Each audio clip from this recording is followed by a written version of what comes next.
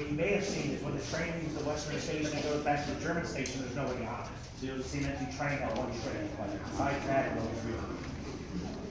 Any other Fright Fest related questions? Yes. Is there going to be a new scare zone? Is there going to be a new scare zone? There won't be a new scare zone per se, but there will be additional monsters and some refreshing of the scare zone, so they have different themes. She works. What happened to the spider that used to go up on Howard? The big spider. Well, there was a big spider in Chicago. Since I've been here, there hasn't been a big spider. Yeah. Well, there was a On side of the rabbit? Yeah. Oh, yeah, that's right. Spider. Like it was crawling up the woodwork. Right. I'll find a picture. We have Godzilla that stands on top of, or not Godzilla, but we have King Kong that stands on top of Pete's Eats. I have not seen a spider. I know it's just park in Chicago, that was always one of the big things like Colossus. Or not, American Eagle that has a collection of big spiders. But there was a photo of the giant spider on our Rattler Cemetery. Who knows, it's from a story somewhere. Any other Fright Fest related questions? Anyone? The shows. The shows. The shows, yeah. We're in 3 new shows. One is a brand new Monster Mash Bash. For those that have seen the past 2 years, know that it was more apocalyptic type of feel, where the show actually continued between the seasons. Well, that concept has run its course and is officially over with the last one. This one is returning more to its Halloween creature roots. So it's really good, spectacular. The whole stage, everything you see will be all brand new for the season. Also, our Skeleton Crew show that was at the front is actually getting a whole new name and all new music. Rock Apocalypse returns. Yeah! And I believe Dead Man's Party also returns and we have a new name to it as well. So there's lots on the show pod and scenes as well. So lots of exciting reasons to have Thrills by Day and Fright by Night. So to see it. Very cool. Now we're standing in the what used to be the Crazy Buffalo.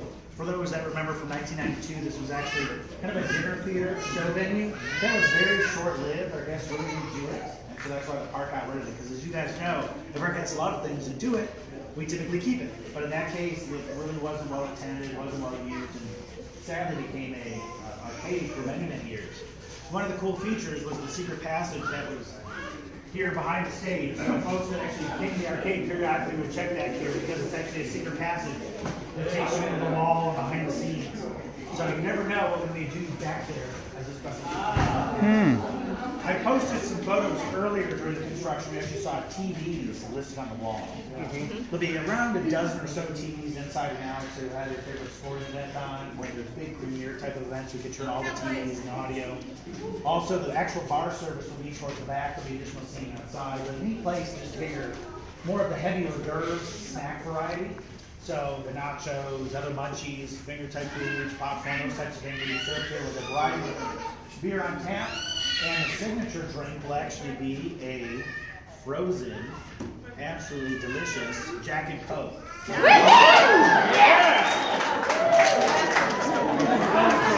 Truly like adult ices for back. That's frozen Jack and Coke machine. Somewhat rare. Yeah, that will actually. That'll actually. And as you know, on Fright Fest days, this is kind of ground zero. There's a lot of Fright Fest activities. So you'll just sit here, watch all the craziness going on outside. Will this be open for Fright Fest? Oh, yes. Yeah, the target date is September 2nd. Oh, wow. So Labor Day weekend. Wow. Yes, good sir. Are you going to have a Sunday ticket? Yes, we will have Sunday ticket. So we have bought a premier sports package of every kind. So you'll be able to come. UFC?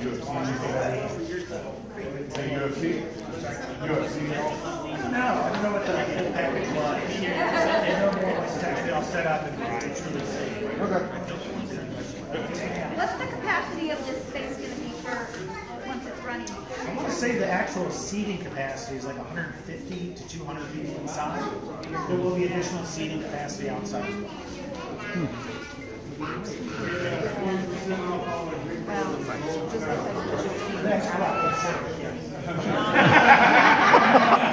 Better keep that frozen machine full. I saw them working on the rails earlier upstairs. I'm sorry? I saw them working on the rails earlier upstairs. Is there going to be any any balcony seating? or There will anything? not be a guest balcony area. As you can imagine, over 25 years, that wood just needs to be replaced and refurbished. So this whole building, interior and exterior, is getting completely refurbished. Wow. Hopefully you guys have seen that as we really become more of a year-round operation, we're just continuing to refurb, rehab, modernize now all season long. So our team really is not stopping when it comes to building our rides and attractions and designing. And it looks much better. Oh, Yeah, thank it's you. done an awesome part. It's awesome. Hopefully you've seen a lot of the touches that our team's done with the additional like suns coming in. Oh, yeah. Those that have attended Mardi Gras, the whole front area was really decorated very cool for Mardi Gras. When it comes to painting and landscaping, we've done more this year than we've done really in the past decade. So Yeah, it's very we're noticeable. seeing more of them. Plus more shows, fresher shows, just constantly flipping our content. We know that many parks just kind of keep shows year after year. We're really trying not to do that. We really want to make our complete park experience as fresh as we can every year. The 25th anniversary is a real good time to do that for us. Yes, good sir. You were talking about the nachos. Are y'all bringing like the style that they have up in over Texas? I know that the nachos are going to be more of a deluxe premium nacho, but as far as what all the toppings will be, and we're looking at additional toppings that are fully what they are. A lot of it's going to go back to our kitchen size. As you saw, one of the downfalls of this facility is the kitchen was way under designed originally. So we're able to do a lot of heavy hors d'oeuvres, but we'll have to really see what the kitchen equipment can produce. Because the area that we came through is the full size of the kitchen. Yeah, that's pretty small. And that's actually larger than it was. We've knocked down additional walls. There used to actually be a restroom facility here. We actually knocked that out so we can increase the pantry and the kitchen space. Those hors d'oeuvres that you're talking about, will they also be like a part of the meal? I believe a lot, most, or all will actually be on a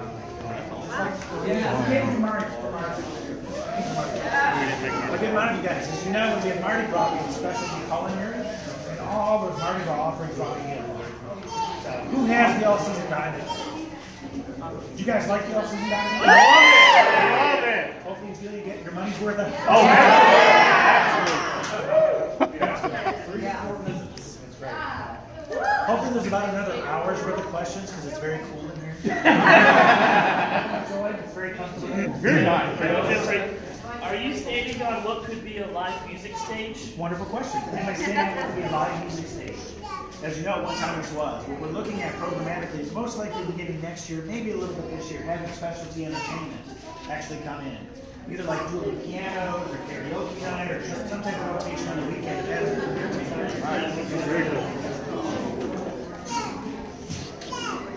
Yes, ma'am. So, speaking of the meal plan, do we have any changes to it in the next year? As far as Addition of food? food, the question was, will there be any changes in the culinary aspects of the meal plan? And every year we do. Every year we try to add more items that our guests really don't want, we'll take off and replace with different items. Some locations have actually simplified the menu based on guest demand. As you guys know, there's two things that we do every single day. How many of you actually filled out a guest satisfaction survey? Oh, yeah. Which is great. So what that really is, if you want to change Six Flags Fiesta Texas or any park, you know, we truly listen to our guests. I mean, that's how we make our decisions is based on ridership, throughput, guest satisfaction. Yes. So if you have comments or ideas, we look at that every single day. Every single day when I log in, I see two things. When I see a verbatim report, it actually tells me by word what guest comments were, and they're actually broken out by categories. So you can see who had a great time and who did we miss the boat on. Where do we have room for improvement? And the whole management team looks at those on a daily basis. The other part, once a week, we actually get a quantified report card where you score. And not only do we see the score for our park, but we see the scores of every park in the company. So as you can imagine, it's a good, healthy level of competition. This is how we're doing on a week-by-week basis. So we look at that on a report card. So we'll actually get a report card on how fast the lines are moving, how many rides did we give, did our guests say the park was clean and well maintained, if things were fresh, was the landscape nice. And we look at that, and obviously every year our goal is to improve this year. And we take those scores to heart. And that's all based on research and guest feedback. So if there's things you like, don't like, there's a great way to do it. Please stand with that. I have a question about the survey. The question is, when you guys offer a compliment on GSS, does that do anything? The answer is absolutely Yes. Good. Yes. In fact, tomorrow, we host what's called Service Superstar. What's going to be the safety policy to make sure that cutoff limit that it doesn't affect it's other guests and other rides in the park. Like I know, yeah, because I know like over Texas they have they have special people that are looking for people that have been served too much. I was wondering if you have the same kind of policy. Well, all of our parks, specifically those in the state of Texas, everyone is TABC certified. So all of our team members actually have to go through a third-party certification process through the Texas Alcohol certification process. As part of that certification process, you do have to learn how to identify folks we refer to as overserved. Yes. So really, and in reality, I mean, you know, if you want to get drunk, this is a very expensive place. But it does happen. It does happen. It does happen. It makes y'all very happy. We will make sure that obviously all of our facilities and our guests are constantly monitoring. And as you know, if we need to, we'll bring extra guests out or extra team.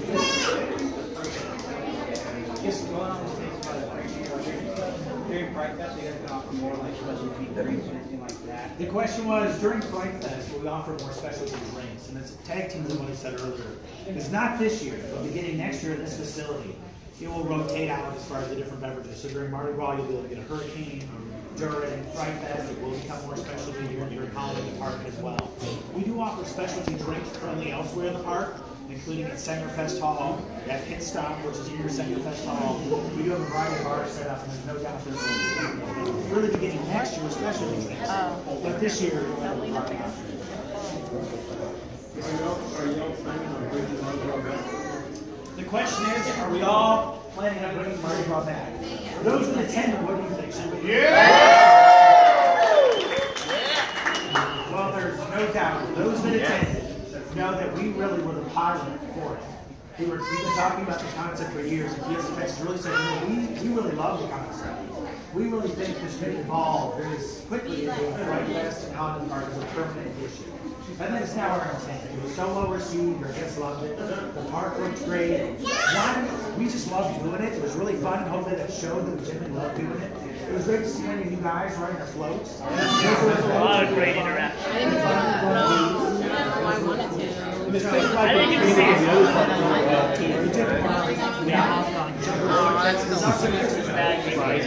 Sister Mark Singer.